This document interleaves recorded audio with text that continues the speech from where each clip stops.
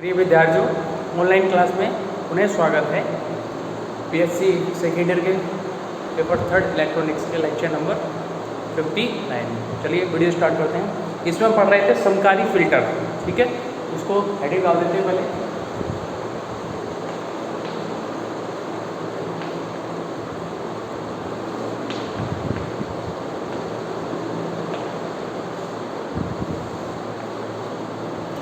समकारी filter में आपको ये बताया गया था कि फिल्टर बे अवयव होते हैं जो क्या करते हैं। जैसे अभी इससे पहले आपने पूर्ण तरंग दृष्टिकारी और अर्ध तरंग दृष्टिकारी को पढ़ा है। तो पूर्ण तरंग दृष्टिकारी और अर्ध तरंग दृष्टिकारी के लोड प्रतिरोध पर जो RL होता है उस पर आपको जो निर्गत मिलता है वो दिष्ट संकेत के रूप में मिलता है, चाहे दिष्ट वोल्टता हो चाहे दिष्ट धारा हो। अब इस निर्गत दिष्ट धारा या दिष्ट वोल्टता में प्रत्यावर्ती उच्चावचन घटक भी होते हैं जिनको क्या बोला जाता है, इसका डेरिवेशन हम लोग कर चुके हैं, उर्मिका गुणांक बोला जाता है, ठीक है। अर्ध तरंग दृष्टिकारी की अगर हम बात करें तो अर्ध तरंग दृष्टिकारी में जो उर्मिका गुणांक होते हैं उनका मान ज़्यादा होता है। क्यों? क्योंकि उसमें पूरी तरीके से दृष्टिकरण नहीं हो पाता है, क्योंकि उसमें एक डायोड होता है। और यही अगर हम पूर्ण तरंग दृष्टिकारी यानी फुल वेव रेक्टिफायर की बात करें तो इसमें जो निवेशी संकेत हैं उनका अधिक से अधिक क्या हो जाता है, दृष्टिकरण हो जाता है। यानी कि अगर दृष्टिकरण अधिक होगा तो प्रत्यावर्ती उच्चावचन घटक कम होते हैं, यानी उर्मिका गुणांक का मान कम होता है, ठीक है। तो हाफ वेव रेक्टिफायर में रिपल फैक्टर या उर्मिका गुणांक अधिक होता है क्योंकि डायोड एक होता है, और फुल वेव रेक्टिफायर में डायोड 2 होने के कारण उर्मिका गुणांक के रिपल फैक्टर कम होता है क्योंकि उसमें 2 डायोड यूज किए जाते हैं और दृष्टिकरण अधिक होता है, ठीक है। तो यही चीज़ है, फिल्टर क्या करते हैं कि जो लोड प्रतिरोध RL पर आउटपुट मिल रहा है आपको DC के रूप में, उसमें AC कंपोनेंट भी होते हैं, उसी को तो रिपल फैक्टर बोलते हैं ना। तो AC जो कंपोनेंट होते हैं और DC तो है ही इसका, तो DC और AC को अलग अलग करने के लिए जिन डिवाइस या जिन युक्तियों का प्रयोग किया जाता है उन्हीं युक्तियों या फिर उन्हीं अवयवों को, उन्हीं कंपोनेंट्स को हम क्या कहते हैं, फिल्टर कहते हैं। यानी कि ये क्या करते हैं, सिंपल सा सुनो, AC और DC इन दोनों को अलग अलग करते हैं। अल्टरनेट करंट हो और ये डायरेक्ट करंट हो तो इन दोनों को क्या कर देते हैं, अलग करते हैं। फिल्टर बताया था मैंने, छानना, AC और DC को छान कर क्या कर देते हैं, अलग कर देते हैं, ठीक है। ऐसे अवयव क्या कहलाते हैं, फिल्टर कहलाते हैं। एग्जाम्पल बताए थे हमने आपको, संधारित्र,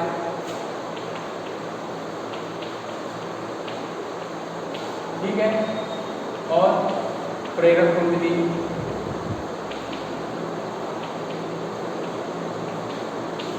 ठीक है। ये है मेन जो अवयव के रूप में यूज किए जाते हैं फिल्टर के रूप में, वो यही है। और भी है लेकिन मेन जो कंपोनेंट है वो ये है। तो अब देखो इसमें क्या है, एक चीज़ और समझिए इन दोनों के बारे में। क्या संधारित्र का सिंबल क्या होता है, यही है ना संधारित्र का। संधारित्र की अगर हम धारिता की बात करें या धारितीय प्रतिघात तो क्या होता है, XC,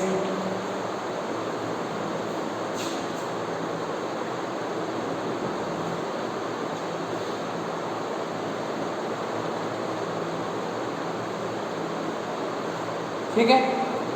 अब देखिए XC का जो मान होगा, ऐसे कुंडली के अगर हम बात करें, ये क्या हो गई आपकी प्रेरक कुंडली होगी। इसको नोट नहीं करना, सिर्फ समझा रहा हूँ, ठीक है। ये हो गया आपका संधारित्र और ये हो गया आपकी कुंडली, संधारित्र C और कुंडली L। इसका जो प्रेरण प्रतिघात होता है ये है प्रेरण प्रतिघात और ये है धारितीय प्रतिघात। इसका फॉर्मूला क्या होता है, ओमेगा L, और इसका क्या होता है 1/ओमेगा C, जहाँ C क्या है धारिता और L क्या है प्रेरकत्व। इस कुंडली का प्रेरकत्व L है और ये C है इस संधारित्र की धारिता। तो यहाँ पर ओमेगा जो होता है वो क्या होती है, ओमेगा बराबर क्या होगा आपका,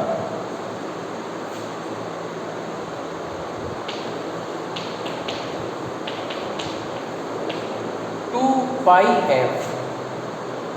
ओमेगा बराबर क्या होता है यहाँ पर 2 पाई एफ। तो जरा ओमेगा बराबर 2 पाई एफ रखिए, क्या मिलेगा?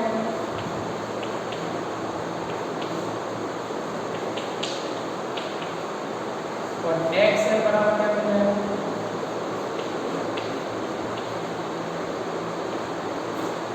2 पाई एफ है, ये आ गया। अब यहाँ पर मैं क्यों बता रहा हूँ उसका कारण समझिए। देखिए समझ में आ गया ना, बेसिक कॉन्सेप्ट है इसका सीनियर का जो आपने पढ़ा है। अब इसमें एफ जो है वो आवृत्ति होती है, फ्रिक्वेंसी होती है। जब भी हम प्रत्यावर्ती धारा या दिष्ट धारा की बात करते हैं तो प्रत्यावर्ती धारा की जो आवृत्ति होती है, प्रत्यावर्ती जो तरंग रूप है उसकी जो आवृत्ति होती है उसको हम किससे डिनोट करते हैं? एफ से। अब यहाँ पर एक चीज़ देखो जरा कि डीसी करंट के लिए फ्रिक्वेंसी एफ का मान कितना होता है? जरा बताइए, अगर आपको पता है तो। नहीं पता होगा, अगर पता है तो अच्छी बात है। देखो जरा कैसे कि एफ का जो मान होगा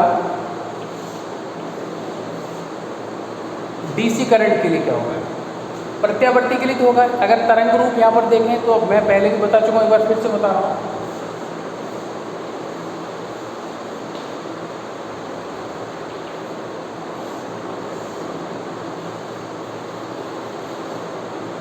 ये ऊपर वाला है एसी का और ये है डीसी का। तो डीसी के लिए जो फ्रिक्वेंसी एफ होती है, ध्यान रखना, डीसी के लिए जो फ्रिक्वेंसी एफ है उसका मान 0 होता है। क्यों? आवृत्ति का फॉर्मूला क्या है? आवृत्ति क्या होती है कि 1 सेकंड में लगाए गए चक्रों की संख्या क्या कहलाती है? आवृत्ति कहलाती है। अब यहाँ पर डीसी का अगर तरंग रूप आप देखेंगे तो इस प्रकार से है, उसका कोई एक चक्र हो ही नहीं रहा। ये किसके लिए है? धनात्मक अर्ध चक्र के लिए है। ये ऋणात्मक अर्ध चक्र के लिए, ये धनात्मक ऋणात्मक हो गया। तो ये इसका इसमें चक्र हो ही नहीं रहे, चक्रों की संख्या हो ही नहीं रही पूरी। इसमें हो रही है चक्र, एक चक्र कब होगा? ये वाला, ये ऐसे करेंगे, ये हो गया एक चक्र, ठीक है। उसके बाद एक ये हो गया, यानी एसी में तो चक्र हो रहे हैं, इसमें चक्र नहीं हो रहे, ठीक है। ये सब प्लस हो गए हैं इसमें, ये प्लस प्लस प्लस, ठीक है। तो इसमें चक्र हो ही नहीं रहा, इसलिए जब चक्र ही नहीं होगा तो आवृत्ति एफ का मान क्या हो जाएगा इसके लिए? 0। और जब आवृत्ति एफ का मान 0 होगा तो एक्सएल भी क्या हो जाएगा? 0। ये 0 नहीं होगा क्योंकि इसकी कुछ ना कुछ वैल्यू रहेगी, क्योंकि एसी के लिए एफ का मान क्या होता है? कुछ ना कुछ रहता है। ये फॉर्मूला बता रहे हैं, यानी डीसी करंट की फ्रिक्वेंसी क्या होती है? 0। इतना समझ लीजिए आप, ठीक है। दिष्ट करंट की जो आवृत्ति है तो एफ का मान क्या होता है? 0। क्यों होता है? मैंने बता दिया क्योंकि उसमें चक्र बनते ही हैं और उसमें चक्र बनते हैं, ठीक है। और आवृत्ति क्या होती है कि 1 सेकंड में लगाए गए चक्रों की संख्या। चलो अब इसको हटा देता हूँ,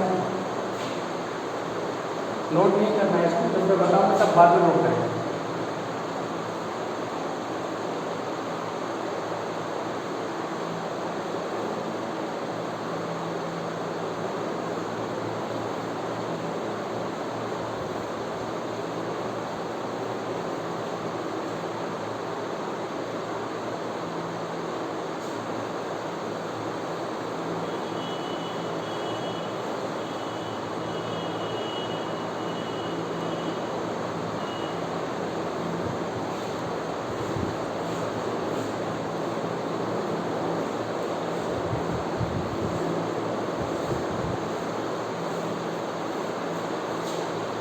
चलिए अब हम पढ़ते हैं समकालीन फिल्टर में पहला कौन सा फिल्टर है उसको पढ़ते हैं। तो पहला है श्रेणी प्रेरकत्व फिल्टर।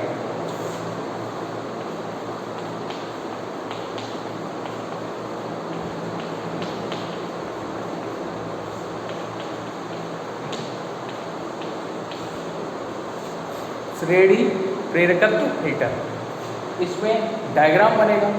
अब हम वही चीज़, अब डायग्राम मेन ध्यान से आप इसको देखेंगे उसके बाद बनाएंगे, ठीक है।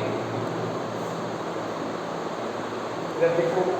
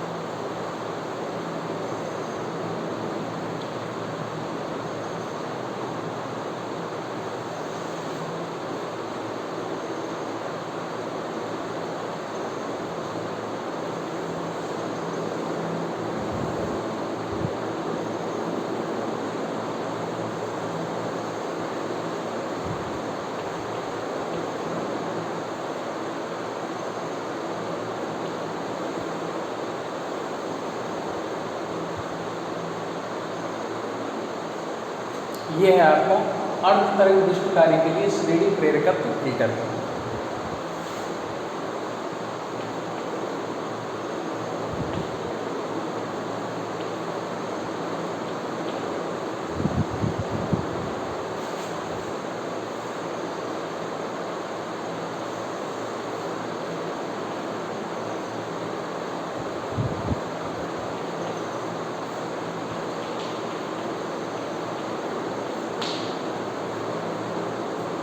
निवेशी अब उधर जगह शायद नहीं पूरा नहीं बन रहा है, इसको बना लो। क्या है इसमें देखिए जरा,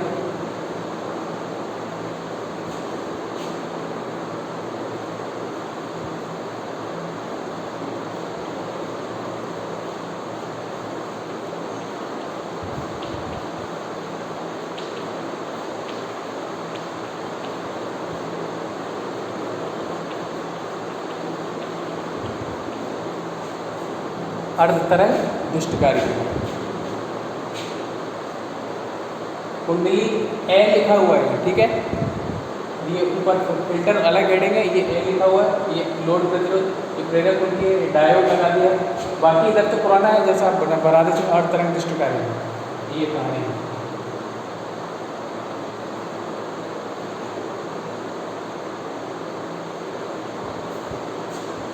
अब देखो इसमें क्या होगा, ये तो हो गया अर्ध तरंग दृष्टिकारी के लिए। अब ऐसा ही पूर्ण तरंग दृष्टिकारी के लिए बनेगा, थोड़ा सा डिफरेंस होगा। आपको इसी में नहीं करना, मैं इसी में कर दे रहा हूँ, ठीक है। आप जो है अलग से दूसरा चित्र बनाएंगे, इसमें कुछ चेंज रहेगा, ठीक है, बहुत माइनर चेंज है, उसको आप दूसरी जगह बनाएंगे, ठीक है। तो देखो क्या है, ये आपने बना ही लिया होगा, मैं इसको थोड़ा सा एडिट करता हूँ।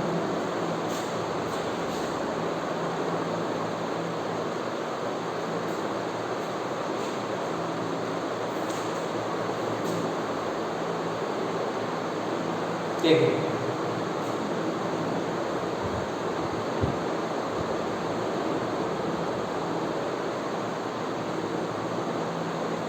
बस ये इसमें चेंज कर दो, ये डायोड D1 हो गया, ये डायोड हो गया आपका D2।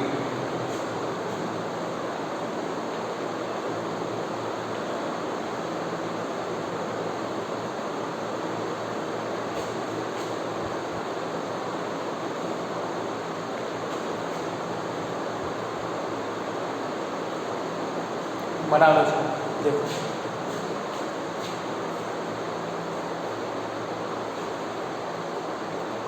और यहाँ लिखो पूर्ण तरंग दृष्टिकारी के लिए, पूर्ण तरंग दृष्टिकारी के लिए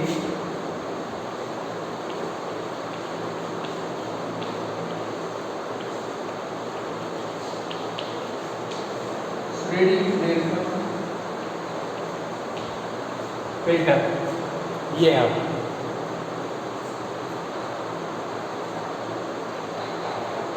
ठीक है, अब देखो इसकी प्रोसेस समझो। पहले संरचना आपको पता है, कुछ नहीं करना, जैसी अर्ध तरंग दृष्टिकारी की थी, पूर्ण तरंग दृष्टिकारी थी, वही है। बस एक प्रेरक कुंडली को लोड प्रतिरोध RL के श्रेणी क्रम में जोड़ दिया गया, और कुछ नहीं। इसीलिए इसका नाम क्या रखा गया, श्रेणी प्रेरकत्व फिल्टर रखा गया। क्यों?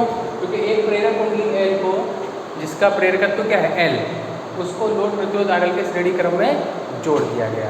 ठीक है, ये है इसमें संरचना में थोड़ा सा चेंज होगा। बाकी कार्य विधि में क्या होगा वो देखिए जरा। ये इसकी है, इसको बना लिया होगा आपने। अब मैं इसको वापस से अर्ध तरंग में कन्वर्ट कर रहा हूँ, उसी के हिसाब से मैं इसकी वो बताऊँगा आपको प्रोसेस, या फिर इसी के हिसाब से देख लो। ठीक है, देखिए यहाँ से हम निवेशी इनपुट हम डालेंगे AC के रूप में, अल्टरनेट करंट के रूप में। तो यहाँ पर डाला हमने, तो डालेंगे तो फिर यहाँ पर ये किस में चला गया, प्लस, ये माइनस, उच्च भाग और निम्न भाग पर। ये डायोड किस में चला जाएगा, अग्रवृत्त में। और इस डायोड के कारण लोड प्रतिरोध RL की ओर क्या होगी, धारा प्रवाहित होगी। ठीक है, तो धारा प्रवाहित जब होगी इधर से इधर, तो इससे पहले किस में प्रवाहित होगी, XL में। किस में प्रवाहित होगी, इस प्रेरकत्व कुंडली, प्रेरक कुंडली L में प्रवाहित होगी, और इस प्रेरक कुंडली की प्रेरण प्रतिघात होगी XL।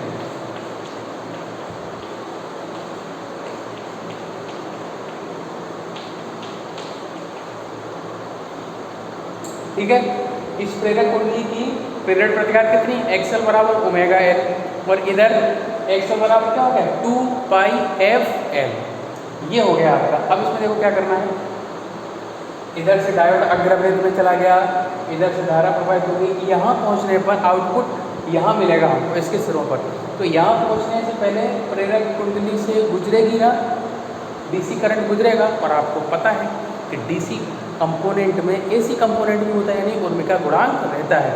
तो ये प्रेरक ये क्या करेगा, ये प्रेरक कुंडली क्या करेगी कि इसकी फ्रिक्वेंसी DC के लिए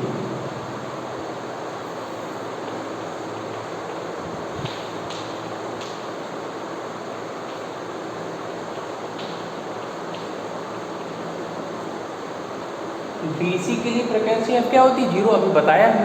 तो XL का मान भी क्या हो जाएगा 0, और XL क्या होती है प्रेरण प्रतिघात। और इसी प्रकार से जब कुछ संधारित्र होगा तो XC वो धारितीय प्रतिघात, तो XL जो है उसकी वैल्यू हो गई 0, यानी प्रेरण प्रतिघात हो गया 0, और प्रेरण प्रतिघात एक प्रतिरोध की तरह कार्य करता है। चूँकि DC कंपोनेंट के लिए तो XL क्या हो गया 0 हो गया, तो यहाँ से जो धारा प्रवाहित हो रही है जो लोड RL पर आएगी, वो जब यहाँ से गुजरेगी तो उसमें DC कंपोनेंट भी होगा और AC कंपोनेंट, दोनों कंपोनेंट है। लेकिन DC कंपोनेंट के लिए XL की वैल्यू कितनी आ रही है 0, तो इसका प्रभाव जो XL है वो DC कंपोनेंट को नहीं रोकेगा। क्यों, उसके लिए प्रेरण प्रतिघात की वैल्यू क्या होगी 0, यानी प्रेरण प्रतिघात का जो प्रभाव होगा वो DC कंपोनेंट के लिए 0 हो गया। DC कंपोनेंट के लिए कुंडली लगा दो तब भी कोई वही बात है, अगर नहीं भी लगी है तब भी बात है। क्यों, क्योंकि XL 0 है किसके लिए DC के लिए, बट AC के लिए 0 नहीं है। AC का कुछ ना कुछ क्या रहेगा, AC का मान F का मान कुछ रहेगा, कुछ भी हो सकता है F का मान। तो XL बराबर क्या होता है यहाँ AC के लिए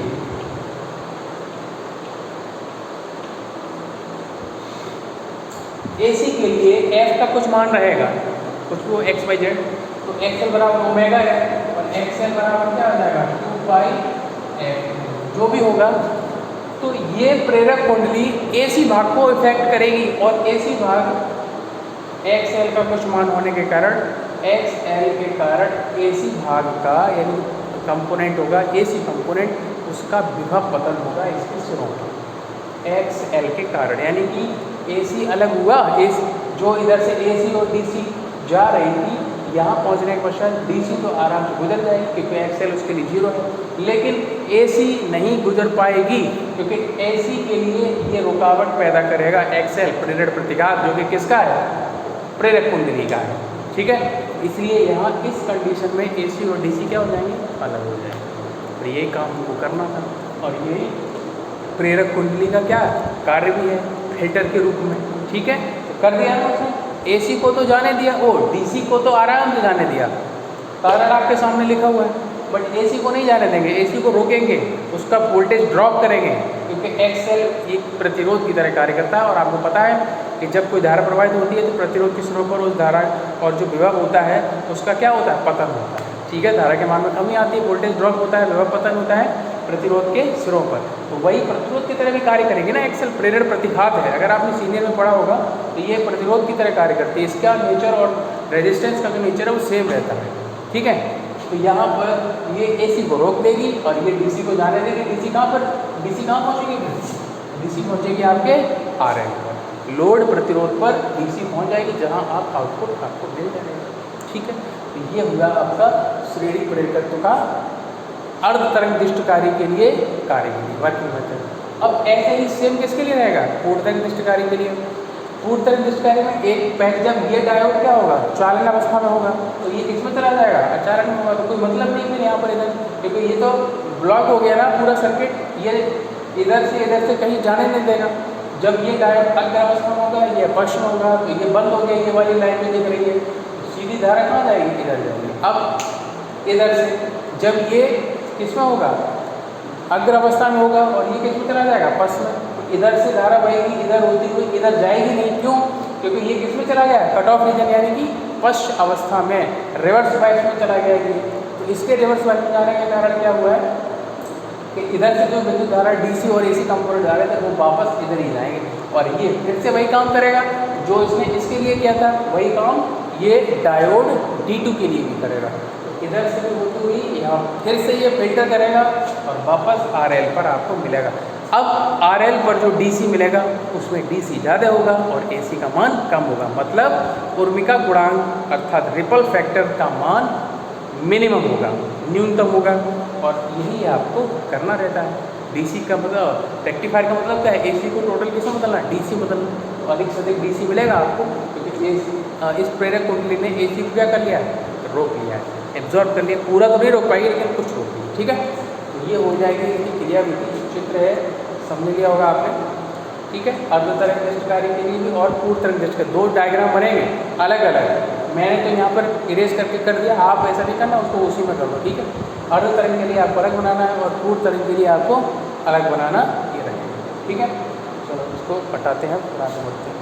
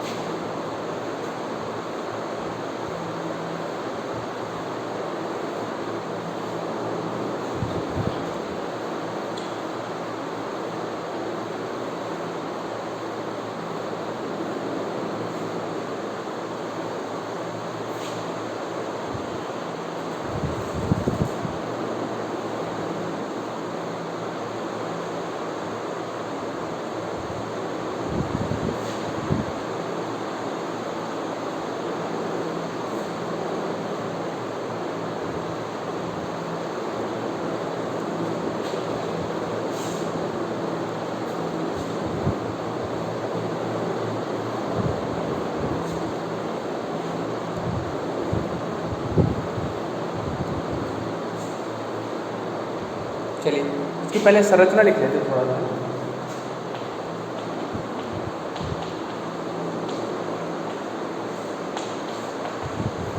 अब थ्योरी स्टार्ट हो गई है, खूब सारी थ्योरी है। मैं एक ही दिखा दे रहा हूँ, बाकी मैं आपको बताऊँ कैसे करें, ठीक है। चलिए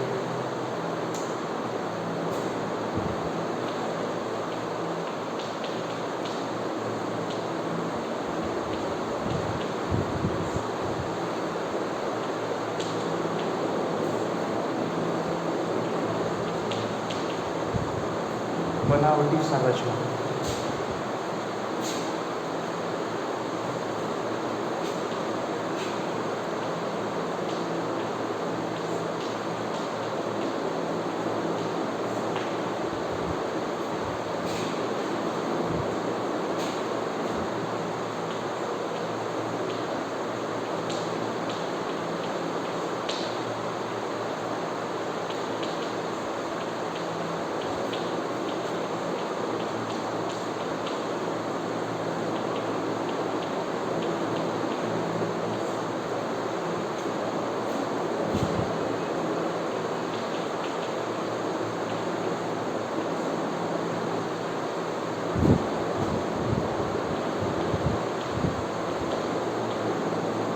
समान होती है। ये जो लाइन लिखी है ना, इस लाइन से आपकी समझ लो आधे से ज़्यादा पेज की थ्योरी खत्म हो गई।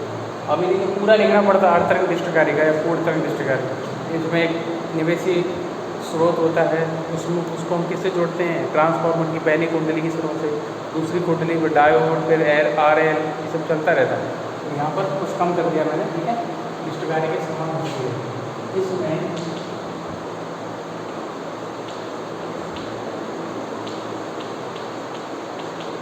लोड प्रतिरोध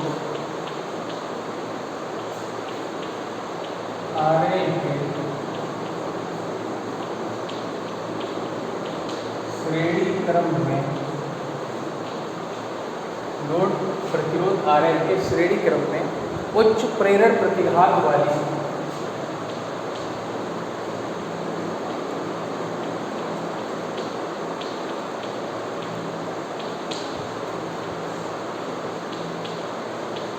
उच्च प्रेरण प्रतिघात की प्रेरक, ऐसे उच्च प्रेरण प्रतिघात की प्रेरक कुंडली को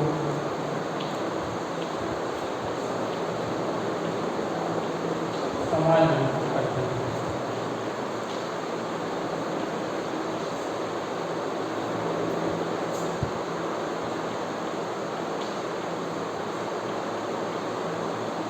समायोजित करते हैं। अब संरचना हो गई आपकी पूरी, अर्ध तरंग दृष्टिकारी के लिए हो चाहे पूर्ण तरंग दृष्टिकारी के लिए हो। केवल क्या अंतर रहता है, एक श्रेणी प्रेरकत्व लोड प्रतिरोध RL के श्रेणी क्रम में जोड़ दिया जाता है, यही डिफरेंस रहता है, कुछ ज़्यादा डिफरेंस इसमें नहीं रहता। ठीक है, तो ये तो हो गई इसकी संरचना। आप अगर चाहो फुल टाइम है आपके पास, तो फिर आप ये जो चीज़ मैंने लिखी ना अर्ध तरंग पूर्ण तरंग दृष्टिकारी, इसकी जगह आप इसकी पूरी क्रिया भी लिख सकते हो। ठीक है, वो कार्य संरचना लिख सकते हो, उसके बाद ये जो लाइन है ना इसको लास्ट में उसमें जोड़ सकते हो। ठीक है, प्रेरक कुंडली को समायोजित किया जाता है। ठीक है, संरचना होगी। अब देखते हैं इसकी कार्य विधि, तो नोट करें आप।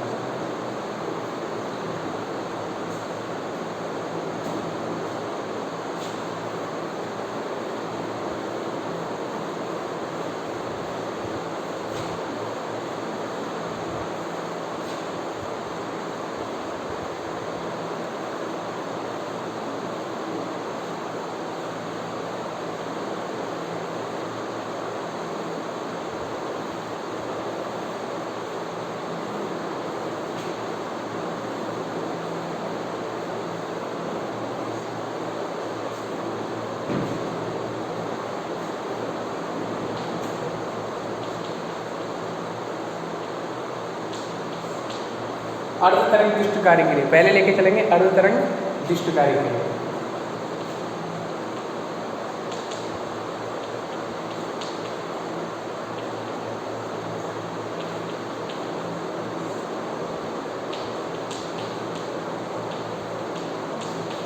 अर्ध तरंग दृष्टिकारी के लिए तो इसकी क्रिया विधि समझा दिया मैंने पूरा।